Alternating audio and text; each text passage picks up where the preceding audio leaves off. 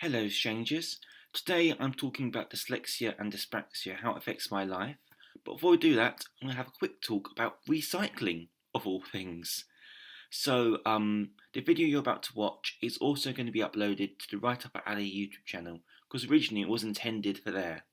Unfortunately, I made a video and then, for some reason, I didn't post it, and I rediscovered it last week and thought, that's ideal. I'm going to talk about it on here as well, because it is Dyslexia Awareness Week, in England anyway.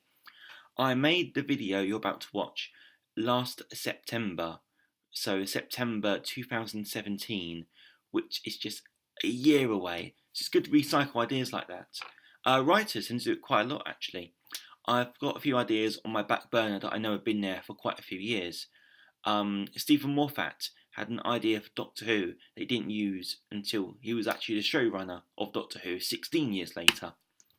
So yeah, it's interesting to see the quality of the following video compared to my normal quality. It's quite a good stepping stone, I must say. I hope you enjoy. Take care. Hello strangers, and me again. Filming this just the day afterwards because it's just been announced that one of the new Doctor Who companions, Ryan Sinclair, I found this out 10 minutes ago, so I'm very excited, has dyspraxia, and that will be addressed in Doctor Who, which is absolutely fantastic. As one of the main problems with dyspraxia is that people don't recognise it as a condition. They just invalidate you and say, oh, you're making it up. And now it's going to be in the main media. Get in! Anyway, on with the normal video. I'll see you guys soon. Hello everyone. Someone asked me a very strange question yesterday when I told them I was dyslexic.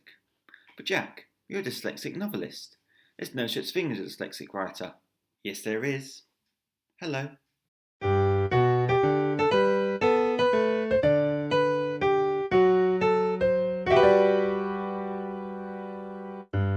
I'll admit that the general public's perspective of the term dyslexic and novelist are polar opposites, but I can assure you I do exist.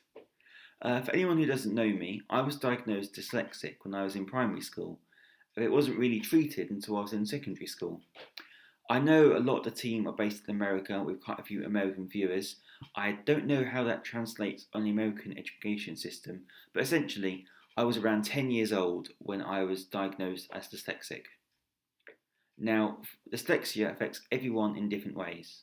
For me, it affects my handwriting and my spelling. As anyone who knows me will happily tell you, my handwriting is awful. For example, I give you a good 5 seconds to try and read the notepad, just some notes I made this morning. Can you try and read that? Most people can't. I used to take a little pocket spreader to school with me when a computer wasn't available.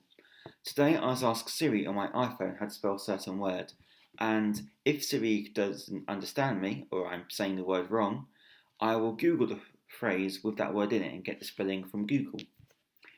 Although being dyslexic is a bit of a downer, there are some benefits. In my GCSEs and A-levels, I was allowed 25% extra time and a computer to use in most of my exams, and when I go for job interviews, I sometimes get the same benefits. But dyslexic people tend to be more creative than non-dyslexics.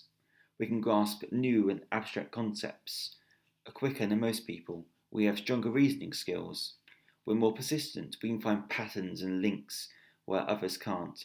And forgive the cliche, as a writer I hate cliches, but this one is kind of true. We can think outside the box for most situations. It hurts me to say cliche, it really does. But obviously, these skills are very useful when we're writing a novel. There are numerous dyslexic successful people, including several notable writers. Agatha Christie was dyslexic, F. Scott Fitzgerald was dyslexic, George Bernard Shaw was dyslexic. Other notable names include Richard Branson, Keira Knightley, Albert Einstein apparently, Steven Spielberg. Da Vinci and Edgar Allan Poe were meant to be dyslexic as well. Now's a good time to explain I'm also dyspraxic. So dyslexia and dyspraxia come hand in hand with each other. It's a lack of hand-eye coordination and general clumsiness. So therefore I am not good at any sports at all whatsoever. Best way to think about it is to think of Neville Longbottom from the first few Harry Potter films. Just imagine Neville. There are a few tests to check if you are dyslexic. The most common one is a police drunk test. So you have to walk one foot in front of the other in a straight line with your arms held out either side of you.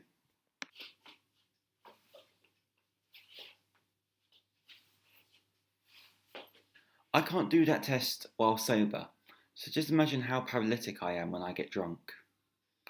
Jumping back to Harry Potter quickly, there is another member of the Potter cast who is dyspraxic, Harry Potter himself. Daniel Radcliffe has spoken about his dyspraxia in several interviews. When you rewatch the first 2 or 3 films, I think it is, pay close attention to Daniel's eyes. They blink slightly out of sync, and that's a sign of dyspraxia in adolescence. You'll never be able to watch those films again now, I've told you that fact. You'll always be focusing on his eyes. When you see it, you can't unsee it. And that's it for the video today. Sorry it's a bit random, but I thought it would be a sort of interesting topic to discuss. If you're dyslexic yourself and a writer, or if you're dyspraxic even, let me know in the comments down below or on social media. And I hope you have a good week. Take care.